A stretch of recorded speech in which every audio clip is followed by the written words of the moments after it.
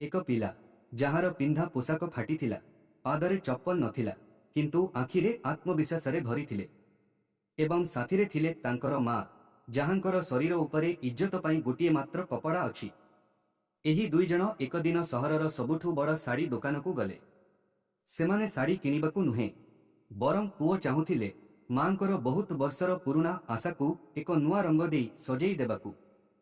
साड़ी को बाछिले किंतु दाम पचारिबा पाई काउंटर को जिबा सहिते दोकानी रुष्ट हेई कहिले, तुमे माने एठी एते बड़ दुकान रे तुम भरिया लोके रास्ता पाखरे थिबा फुटपाथरू किनंती ओकातरे रुह।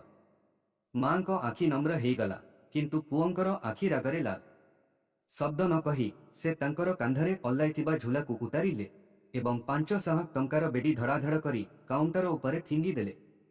प्रत्येक लोक सहित दोकानी अहंकार मुह खसी पड़ुथिला। सारा दुकान शांत होईगला। जेउ माने आगरू हसुथिले सेमाने एबे आखि चुपाउछंती। तापरे पुओ कहिले, कह तो एही संपूर्ण दुकानर दाम केते? जेपरी मु एकथारे सबु किनिदे तो जीभकू ओ अहंकार को भांगी दिए। दोकानी होश उड़ीगला। तांको मुहर अभिमान भितरे गड़ीगला। से किछि कहि पारिले नाही। समस्तंको मनरे एकै प्रश्न घुरुथिला, एही पुओ किए? एते टंका काहींकी आनिछि? एवं सारा बजार भितरे एही दुकानरे एठिकी ही काहींकी आसिला? जदि सत्य जानिबाकू चाहुछंती तेबे एही वीडियो को शेष पर्यंत देखंतु। कारण एहा केवल गोटिए साड़ी किनिबा घटना नुहे, एहा गोटिए पुओर जीवनर सम्मान पाई होइथिबा शेष युद्ध थिला। किंतु कहानी आगकू बढ़िबा पूर्वरु वीडियो को लाइक करंतु, चैनल सब्सक्राइब करंतु एवं कमेंट रे आपणको नाम और निज सहरर नाम लिखंतु। मित्र माने एही सत्य घटना केन्दुझरर जिल्लार एक छोट ग्राम मोतीपुरर, जेउठारे राहुल नामक एक पुओ एक डाळर झोपड़ी घर भितरे तांको माँ एवं बापा सह बास करुथिले। तांको माँ दिनर सारा समय अन्य मानक घरे झाड़ू पोछा करी दुई बेल खाद्य जोगाउथिले। तांको बापा तो तांकर फाटिथिबा पोशाक और झरी जाइथिबा आशा नहीं प्रति संध्या गोटी गिलास मद मध्यरे स्वप्न को दाह करुथिले। तांको पाखरे केवल किछि जमी थिला जेउठी कृषि नुहे आशा करुथिले। जदि केबे दुई बेलर भोजन मिली जाए तेबे से दिन को बहुत धनी मने करुथिले। राहुलंको पढ़ा आरंभ हैला किंतु पढ़ा केउठी चली पारिथिला? पकेट खाली और पेट खाली थिले, केबे फीस नहीं केबे पुस्तक नहीं। मांकर ताना मध्यरे तांको पिला बेल जाळीगला। माँ प्रतिदिन कहुथिले, तू मध्य तो बापा परी अकाम हेबु कि? से शब्द प्रतिदिन तांको कानकू विष भली घुसी जाउथिला, तथापि से चुप थिले। कारण से जानुथिले माँ को अभियोगरे क्षुदा और वेदनार चित्कार अछि जहार कौनसी विकल्प नहीं। समय ताहार गतिरे चलीगला एवं अजणा भावे राहुल 81 वर्षर हेगला। काहाकू किछि जणा पड़िला नहीं। बरं से गाँव लेबर काम करिबाकू आरंभ करिदेला। जदिओ शरीर थकी जाउथिला किंतु कम से कम घरे केबे केबे तरकारी तो रंधा जाउथिला। माँ अल्प संतुष्ट थिले, चाल पुओ किछि तो करुछि। किंतु राहुल जानिथिले एई किछि क्षुद्र प्रयास तांको जीवनर सेई अपमानर पाई पर्याप्त नुहे जहां से प्रतिटी दिन प्रतिटी दुकान और प्रत्येक नजररू पाउथिले। एवं एमिति एक दिन आसीगला जेउ दिन राहुलंको जीवन को नीरवरे चूर करिदेला। माउसींको पुओर विवाह अवसर रे से जेतेबेले तांको माँ पाई एक साड़ी किनिबाकू गले सेठारे दुकानदार तांकू केवल दुकानरू बाहर करिदेले नुहे बरं तांको आत्मसम्मान को भी तळे करी कचाड़ी देले। कहिले, भिखारी भली लोके एठी कौन करुछंती? तुम मानंको भली लोके रास्ता पाखरे जिनिस किनंती, एही भली दुकानरू किनी पारंती नाही।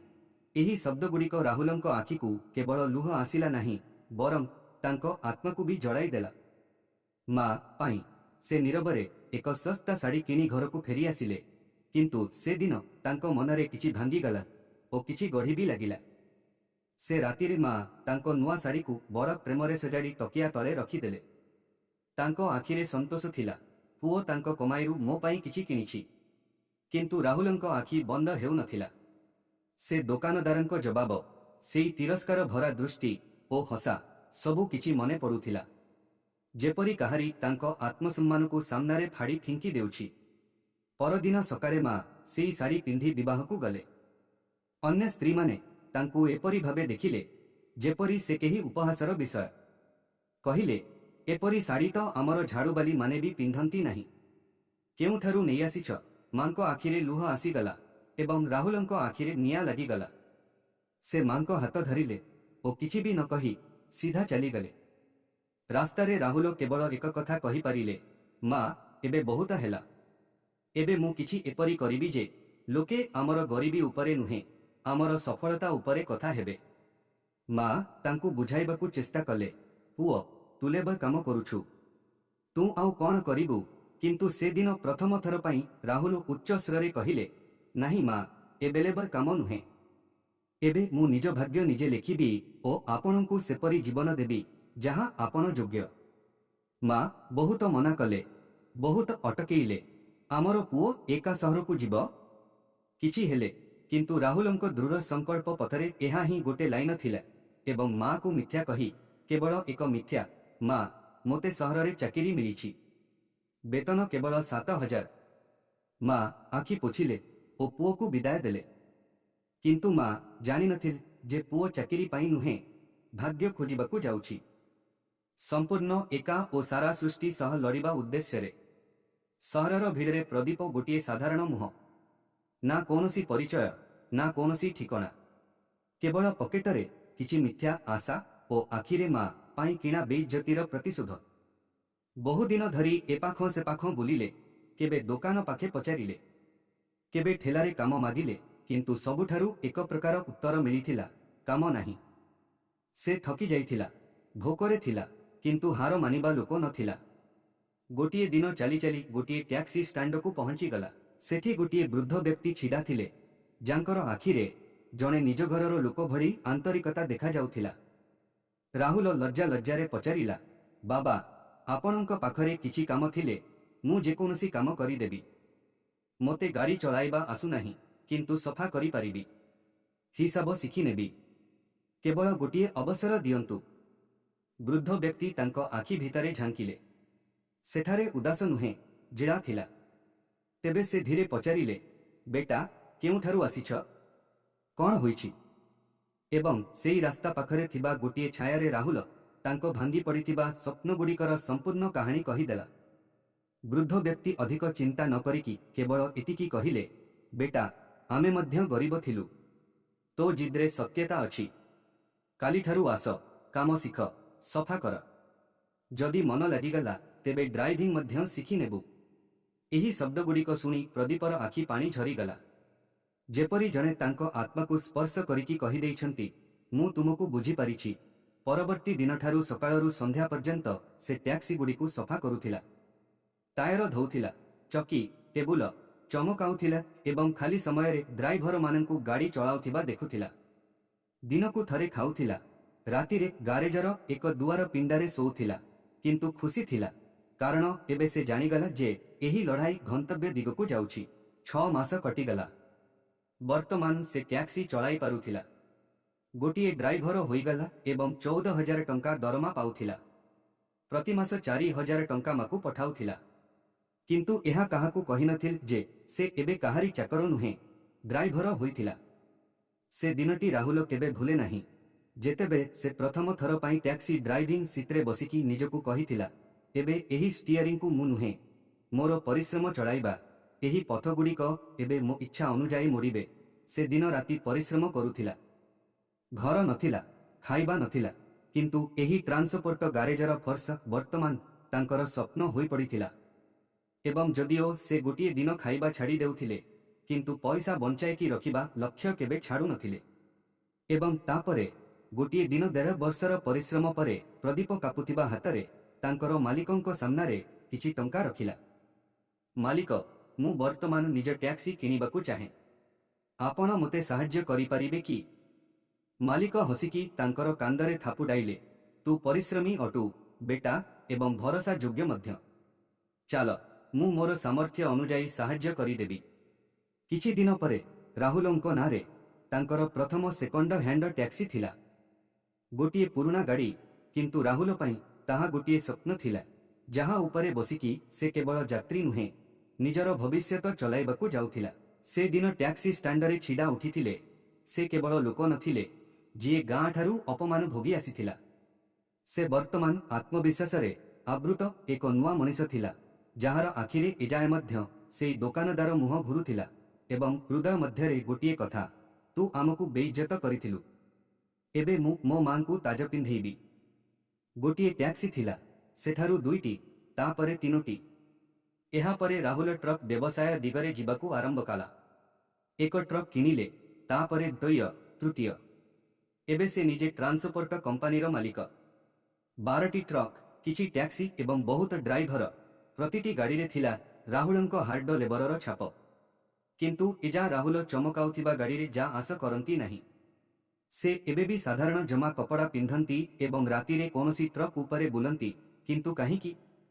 कारण गोटिए कहानी एजाए पर्यंत अधूरा थिला।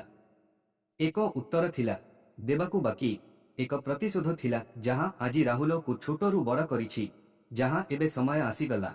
से संध्या बेले राहुल निज ऑफिस रे बसिथिले। एथिरे से हठात गोटिए पुराना फोटो देखिले, तांको मांको मुह सेही पुराना साड़ी रे एवं सेही अपमानर क्षणरे। तांको आखिरे पुणी सेही दोकान, सेही व्यापारी, सेही तिरस्कार घुरीबाकू लागिला। एबे समय आसीगला, राहुल बुड़बुड़ाइले। एबे समय आसीछि जेउथिरे मां को एक साड़ी नुहे, संपूर्ण सम्मान फेराई देबाकू। परवर्ती दिन से तांको पुराना बंधु को डाकिले, जीए एक दिन कहिथिले, तू तो एबे धनी होई गलु, तथापि पुराना फटा जमा पिंधुछु। राहुल हसिकी कहिले, तू बास, एक ट्रक नहीं गाँ को पहुंची जा, तो देखिबू मु काहींकी एही फोटा पोशाक बदलाई नहीं। एवं 5 वर्ष परे राहुल सेही गाँ को फेरिले, जेउठी तांको शिशुकाल अपमानर छारे जड़ी जाइथिला। गाँवासी माने एजाए पर्यंत भाबुथिले जे राहुल सहर रे लेबर करूछंती। काहाकू किछि अनुमान नथिला जे से सहर रे गोटिए राज्य उपस्थापन करिछंती। से मां को कहिले, मां चाल आउ थरे पुणी सेही दुकान को जिबा। मां रोकीदेले, बेटा एबे काहींकी? से घटना तो बहुत पुराना हे गला। किंतु राहुलंको आखिरे सेही पुराना घटना एबे भी गोटिए ताजा घाँ भरी जिंथिला। से सेही पुराना पोशाक पिंधिथिले, जहां सेही दिनर फाटिथिबा पोशाक थिला। से ता सांग धरिथिबा ठेला उठाइले, जहां वर्तमान टंकारे परिपूर्ण थिला, एवं मां को नहीं सेही दुकान को पहुंचिले, जहां वर्तमान आउ बड़ एवं चमचमाउथिला। दुकानदार देखिले, राहुलंको चिन्हि पारिले नहीं। पुणी सेही तिरस्कार, सेही कथा, तुम भली भिकारी माने एठी काहींकी आसुछ, एवं सेही एक क्षणरे राहुल किछि कहिबा बिना ठेलारू 500 टंकार नोटर गड़ी उठाई काउंटर रे रखिदेले। संपूर्ण बजार स्तब्ध हेगला। दुकानदारंको मुह कला हेगला। मने पड़िला किछि? राहुलंको शब्द भारी थिला। 5 वर्ष तले तू मो मां को भिकारिनी कहिथिलु। आजी मु तो दुकान किनिबाकू आसिछि, तू मात्र दाम का? दुकानदार हाथ जोड़ी गिड़गिड़ाइले, क्षमा करंतु सार, मु आपनकू चिन्हि पारिली नहीं। किंतु राहुल कहिले, मोते केवल दुकान दरकार नहीं, तू एही बजार छाड़ी चली जिबाकू पड़िबो। काहींकी ना आजी मो निकटरे से सबु अछि जहा तो शब्द मो पाखरु केबे छिनी नहीं थिले, एवं से दिनटी सेही सहरर इतिहास रे लिखा गला। राहुल सेई ट्रक रे दुकानर समस्त सामग्री भराई देला। से श्रमिक मानकू कहिला, चालो चालो एबे एही कपड़ा गुडी को सेमानंकू देबा, जहांकू केबे मूल्यवान साड़ी पिंधिबा पाई अपमानित करा जाइथिला। ग्राम मध्य रे ट्रक घुरीबा आरंभ हेला। प्रत्येक दरिद्र व्यक्ति को कपड़ा मिलुथिला एवं मां ए दृश्य को भिजा आखिरे देखुथिले। जे पुओ केवल टंका अर्जन करिथिला ताहा नुहे, से तांकर हराइथिबा सम्मान को मध्य फेराई आनिथिला। जेतेबेले बापा जमीरू फेरिले, से देखिले समस्त ग्राम राहुलंको नामरे जयध्वनि करुछंती। बापांको आखिरु मध्य अश्रु झरी पड़िला। पुओ तू ता मो आशा उपरे मध्य चली जाइछु। एवं सेई संध्या बेले जेतेबेले राहुल तांकर बापा मां को सहर नहीं गले, एक नुआ घर तांको अपेक्षा करुथिला। एही घर केवल सुंदर एवं बड़ नुहे, सेथिरे थिला झाड़, संघर्ष और जड़े पुओंकर भल पाइबा। सेपरी बंधु माने एही हेउछि राहुलंको कहानी, जी गरीबी सह झुझी करी तांको स्वप्न गुडी को बंचाई रखिथिले एवं सेई समस्त अपमानर उत्तर देइथिले, जहां केबे तांको मांकर आखि को भिजाई देइथिला। एबे प्रश्न आपनकू, आपण केबे काहाकू केवल तांकर कपड़ा बा अवस्था देखि अपमान देइछंती कि? किंबा केबे आपणଙ୍କ सहित मध्य एमिति घटिछि कि? तळे कमेंट करी निश्चय कहंतु। କାରଣ ଏହା କେବଳ ଗଳ୍ପ ନୁହେଁ, ଏହା ଏକ ପୁଅଙ୍କର ସ୍ୱର ଥିଲା ଯିଏ ତାଙ୍କର ବାପା ମା ପାଇଁ ସମସ୍ତ ସଂସାର ସହ ଲଢ଼ାଇ କରିଥିଲେ।